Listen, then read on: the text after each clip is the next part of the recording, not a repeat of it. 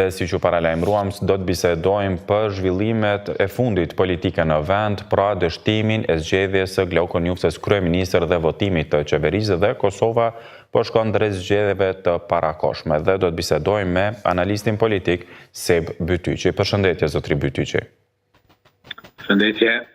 Atëherë e vlerësoni që epilogu i seancës së sotme ishte i pritur apo keni menduar që mund të ketë ndonjë befasi? Mendoj se në përgjithësi është pritur ky epilog edhe pse mundësia për ndonjë koalicion ka qenë aty numerikisht, por sidomos pas zgjedhjeve lokale partitë kanë kalkuluar që të shkohen në zgjedhje përsëri në mënyrë që ta arritin përqindjen e tyre me shpresë se ajo performanca në zgjedhje lokale ndoshta mund të konvertohet në një përqindje më të lartë në zgjedhje parlamentare dhe mbajtja e zgjedhjeve lokale ashtu siç pritej i ka ulur gjasat e një koalicioni dhe ka rezultuar pra në këtë situatë ku faktikisht zgjedhjet e reja janë të paevitueshme. Po, dhe me që sonte dhe në orët në vijim jemi në pritje, pra tashmë fokusi është tek zyra e presidentes, tek presidentja, pra në pritje të dekretit për të shpallur zgjedhjet e reja, qoftë me 21 apo 28 dhjetor janë data që përmenden që i bie edhe sipas afatit kushtetues. Por pas kësaj, shihni që këto zgjedhje do të ofrojnë një zgjidhje më të pranueshme dhe të mos kemi një krizë sikurse që shkoi tër ky vit? Është me vërtet vështirë të thuhet sepse nuk pritet se do të ketë ndonjë ndryshim të madh në rezultat në përqindjet e partive kryesore. Mund të ketë ndoshta keq kalkulime nga partitë duke u bazuar nga rezultati i zgjedhjeve lokale dhe sidomos tek disa partitë të shkohet me një mbi konfidencë në zgjedhje. Mirë po, është një fenomen që quhet lodhja me zgjedhjet, edhe definitivisht do të shihet ky fenomen në mbajtjen e zgjedhjeve të ardhshme, ku përqindja nuk do të jetë shumë e lartë dhe kjo do të rezultojë pra në një situatë ku pak a shumë janë forcat e njëjta dhe përsëri detyrohen që të bëjnë një koalicion. Ajo që ndryshon është se domethënë jemi më afër përfundimit të mandatit të presidentes dhe nevojës për një marrëveshje për zgjedhjen e presidentit të ri dhe ajo pra do të jetë si pjesë e negociatave pas zgjedhore, ku dy partitë kryesore opozitare, PDK-ja dhe LDK-ja e spinojnë pra që ta kenë njërin prej pozitave kryesore, ose atë të presidentit ose të kryeministrit, dhe kështu pritet që të vazhdoj rrjedha e politike, pra pas zgjedhore dhe pas zgjedhore. Si i vlerësoni qëndrimet e partive politike aktualisht, pra të subjekteve të cilat tashmë dhe pritet që të hyjnë në zgjedhje? Nga njëra anë kemi lëvizjen vetëvendosje, e cila e ka ftuar disa herë LDK-n për të bërë pjesë e koalicionit, por LDK-ja ka refuzuar që të jetë pjesë e koalicionit. Nga ana tjetër, lëvizja vetëvendosje ka thënë që me PDK nuk hyn në koalicion, por kryetari i ri i PDK-s, Bedri Hamza, në prononcimin e parë të tij pas zgjedhjes tha që nuk ka vija të kuqe, duke nënkuptuar përfshirë lëvizjen vetëvendosje sa i përket krijimit të koalicionit. Dhe duke pasur parasysh këto qëndrime pra të subjekteve politike, mendoni që do të arrihet një zgjidhje dhe një koalicion pas këtyre zgjedhjeve, po ashtu përfshirë marrëveshje për votimin e kandidatit për president ose presidente, apo domosdo do të shkojmë prapë në zgjedhje në pranverë? Besoj se gjasat për një marrëveshje janë më të mëdha, sepse atëherë nëse arrihet marrëveshja, domethënë nuk ka nevojë që të shtyhet është me të vërtetë totalisht humbje kohe. Arsyeja kryesore pse kemi parë shtyrjen në këtë fazë ka qenë zgjedhjet lokale, domethënë nuk do të ketë diçka të tillë. Zgjedhja e presidentit bëhet me marrëveshje të partive dhe nuk ka zgjedhje tjera që mund të ndërhyjnë aty në kalkulime, kështu që gjasat për një marrëveshje janë shumë më të mëdha dhe partitë, domethënë, do të pozicionohen tash veç kanë filluar ato pozicionimet ku secila parti natyrisht synon që të jetë në një pozitë më të fortë që pastaj pas zgjedhjeve këtë kërkesa më serioze. Kemi për shembull rastin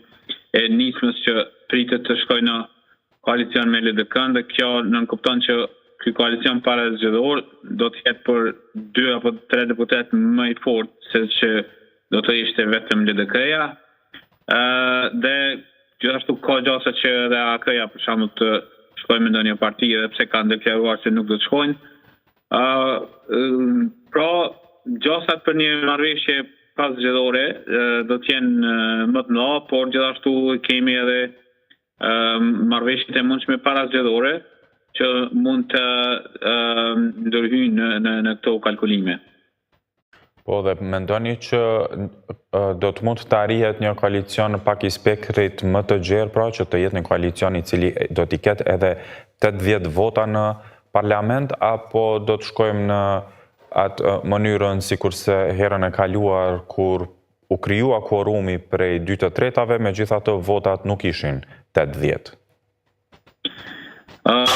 Po, mendoj që ende është herët të flitet për diçka të tillë. Siç thash, për shkak të rezultatit të larmishëm, ta quajmë ashtu, të zgjedhjeve vendore, partitë kanë nxjerrë mësime të ndryshme nga zgjedhjet vendore dhe kanë ndoshta disa prej tyre iluzione për fuqinë e tyre politike në nivel qendror. Dhe sigurisht se secila parti shkon në zgjedhje për të fituar zgjedhjet, mirë po pak a shumë, siç thash, nuk do të ketë ndryshim të madh. Ndoshta partitë opozitare shpresojnë që së bashku do t'i krijojnë, do t'i fitojnë votat për ta formuar qeverinë pa vetëvendosjen. Por është vështirë të thuhet se një gjë e tillë mund të ndodhë nëse vetëvendosja merr dikun rreth 40% të zgjedhjeve. Përsëri mund të pritet që vetëvendosja do të jetë forca kryesore që do t'i udhëheqë përpjekjet për formimin e qeverisë dhe ende është herët thuhet se a do të ketë një koalicion të madh me që i arrin të 10 deputet. Gjasat për diçka të tillë janë më të vogla.